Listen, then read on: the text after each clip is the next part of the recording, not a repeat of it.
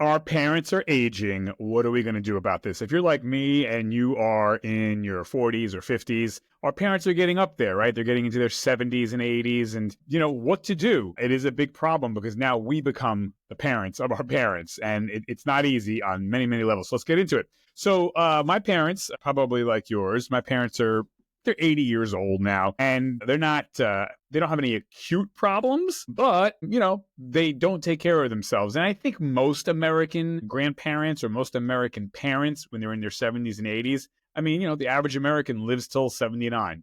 So, if you have a parent that's in their 70s, the odds are their American parents are, they're probably in very bad shape. Maybe not dying actively, but type 2 diabetes is the American pastime. It's the diabetes you give yourself. That's all you got to know. It destroys people, and it destroys our parents. And my parents are type 2 diabetics by choice because, again, it's what you eat, what you don't eat, how much you sit, how much you don't move.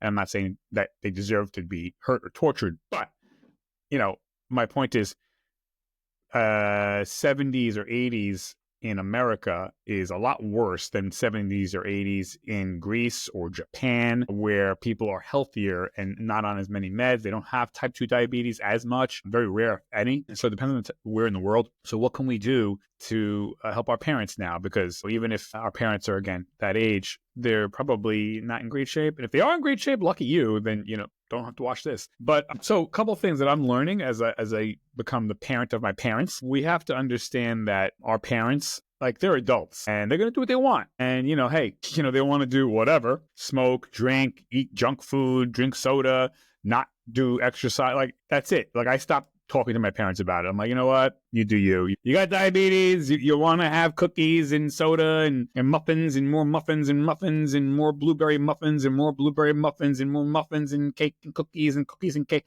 Dude, I've learned to just shut my mouth. It's their life. Sucks, but that's what they want to do. And again, you want to drink alcohol, whatever you want to do, you fucking do. It's your life. And we have to understand that. It's our parents' life. We cannot force them. And we have to stop talking about it like I used to do. I used to always say, Dad, Mom, come on, shit. Now I'm just like, they're adults. Second, I would say set boundaries. Depending on how bad the situation is. I mean, at least for my parents, then they don't have any acute problems, but they have, sedentary, they don't do much. They just sit and they're wasting away, but they can still feed themselves and bathe and whatever. So my point is I set boundaries because, I don't want to argue with them about, oh, you should do this, you should do that, you should do that. I just, again, they're adults and I set boundaries. You're my parents. I love you, but you're not my friends, And so we have to understand that our parents, number 3, our parents are going to die. I'm going to die. You're going to die. We're all going to die. Generally speaking, the overwhelming odds, your parents are going to die before you. So we have to understand, like, hey, this is temporary. Like, again, they want to eat shit food. They want to drink. They want to smoke, whatever. You do you, man.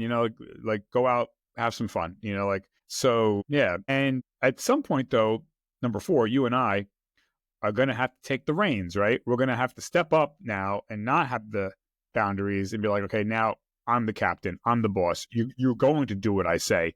That's when you're more like incapacitated or partially incapacitated and they're just drooling on themselves. And we're going to have to, be the shot caller, whether we like it or not. And if your parents are half decent, like my parents, they were good parents raising me. They're not perfect. They're not the best in the world it's ever been. But my parents were, they're good people. I have, discussions with friends of mine who are like, oh, F my parents. I'm not taking care of them. I'm not taking that. I'm like, hold on, dude. Wait. Were your parents Hitler? If they were Hitler, yeah, screw your parents. You know what I'm saying? But if they were half decent, in my opinion, you owe it to your parents and you owe it to yourself to be a better person, be a bigger person and help them. I'm not saying necessarily you have to wipe their ass, although maybe, but you can't wash your hands and walk away from your aging parents. That's not cool. If they need your help or you think they need your help, you have to step up. It's more about you, more about me being a better person, being a bigger person. And we all can say, well, in 1980, they did this. In 1995, they did that. In 2002, they did this. Okay, and you're fucking perfect. I'm perfect. We're not. You know what I mean? So again, unless they were Hitler, all they do is beat you, not feed you, torture you, break laws, then fuck them. But if they didn't do that, you know what? You owe them a little something in my book. And I also think that we can't drain ourselves either. I think, our moms and our dads, they're important to us. We love them, we want to help them, but they're not our Jesus. They're not God, meaning we have to have a little bit of life for ourselves. Like, hey, I'm just going to go out for a walk. Like you got to carve out something for yourself. You can't kill yourself because then you're no use to your mother or father. You have to have time where you get a nap. You get some ice cream. You get to go out with a friend for 5 minutes. You get to go for a walk or go for maybe a little weekend getaway. You know what I mean? Whatever it is, you got to carve out a little life for yourself, because if you don't, you're no use to anybody. So it's important, and you deserve it too. So I always felt guilty because, in the past that, oh, wow, I can't do this. I can't do that. I got to be there for my parents. I got to help them. I'm like, what? I don't owe my parents any explanation. I'll do what the fuck I want. And like I said, I'm there for them if there's an emergency or whatever, they need me. But at the same time, no, I deserve to have nice things. I deserve to do what I want to do when I want to do it, and I'm going to do it. And, oh, well, what I mean? Like, I'm not my parents' God. Like, I'm not my parents' mommy and daddy. Just like my parents can go do stupid shit and eat crap and not take care of themselves. Cool. They're an adult. And I'm an adult too. I want to do what I want.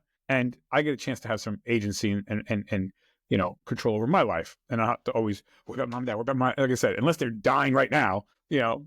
So, hey, I'm going to do me, you're going to do you. What else? I would also say that we have to keep lines of communication open with our parents. I think that we have to be respectful of our parents, but we also have to say, hey, look, like for instance, my father was overpaying on his cell phone bill, and he's cognizant, he's healthy, and he has a brain, and whatever. And I had to step in and I just conversation like, hey, look, we can do better on this bill. We need to lower this bill because you're draining your account for something that you're not using. So like keeping open lines of communication open, not feeling like, oh, it's my mom and dad, I can't say anything. You're an adult now. Grab your nuts. Speak up. Again, you don't have to be rude or disrespectful, but hey, mom, hey, dad, I was thinking, look, maybe we should think about this in the future. You know what I mean? Lines of communication open. And keep your eye on them. Again, no one's saying you got to crawl up their ass, but I mean, like, check in. If you know that they're not dying, but they're not super healthy, like, hey, check in once a week, or something like that. Just a phone call, email, text, like, how we doing? You have to physically go over there if you can't, but if you can physically go over, like when I go over my parents, their apartment, I, look around, make sure that, nothing is crazy where I'm like, hey, well, what's going on here? You know what I mean? So, and I think that if you have siblings, you have to communicate with your siblings too. Now, there's always going to be one sibling that does more than the other, whatever. But I think it's incumbent, even if you don't talk to a sister or a brother or whoever, or a family member, keep them in the loop, especially with important stuff. If you know something, or they should keep you in the loop, lines of communication, it's like, hey, man, like, so I know my brothers, I have two brothers, generally speaking, we are in communication, we're not buddy, but I mean, like, hey, look, this is going on with dad or mom. So I think planning for the future, my father never thought to get a will ever in his life, like most people. I was like, hey, look, we got to get a will for you, so I took him out to the lawyer, I paid for it, whatever, be a leader. Hey, look, we're going to do this, you know what I mean? So future plans, whether it be funeral plans, you hate to think about that stuff, but if you don't, it's coming. So what are you going to do? You don't want to be caught flat-footed with this stuff. You want to try to get ahead of it best you can, and talk to them like, hey, what would you want? Like, you have property, or do you have a precious necklace? Like, just talk like, hey, again, a will is great. This way there's no fighting, like, and it doesn't mean you don't have to have a lot of money. My parents have almost nothing, but who does my mother want to give that gold chain to? So, like, people aren't potentially fighting, or maybe they have $100 in savings. Someone's going to get that. And if the will is not specifying who, then the government will decide we don't want that. You know what I mean? So wills are relatively cheap. Again, if you can, have our parents try to get them out, or have them, hey, it's a senior citizen thing down the block. Maybe you should go. Like, they won't go. Maybe they will, whatever. And I would also say, be compassionate. I see my mom and dad, who were once like Superman, Superwoman, full of energy, and they were, the boss of us kids. Now my mom and dad, they're a shell of themselves. They're weak, they're feeble, they're not sharp. And, if you have half a heart, just on a human level, like, you have to help them out. And do I want to help my parents out all the time? No, I don't. But it's the right thing to do when they need it. And, you do the right thing, and you feel better about yourself because you're doing the right thing. And it's not about emotions. It's not about feelings. I don't feel like I want to do half the things I do in life, but you get up and you do it, advocating for our parents. Our parents aren't, as they get older, they're weaker. They're tired all the time. So we have to advocate for them. We have to call the nurse or the doctor or the landscaper or the mechanic or the social security, whatever. So no numbers, no places, no where they keep their stuff. I asked my father, hey, Dad, where do you keep your checkbook? Where do you keep your phone numbers, passcodes, just in case? I got the keys to their house. I got the keys to their mailbox, things like that. I made my brother's copies, we, keep an eye on them. And you can't prevent everything, but you want to have kind of a social net. And obviously, the more money you have, the easier it's going to be to take care of your parents, because you can just throw money at them. Like, hey, I have 10 nurses. Fuck out of here. Hey, it's 50 nurses. All right. Then you don't go do shit. You know what I mean?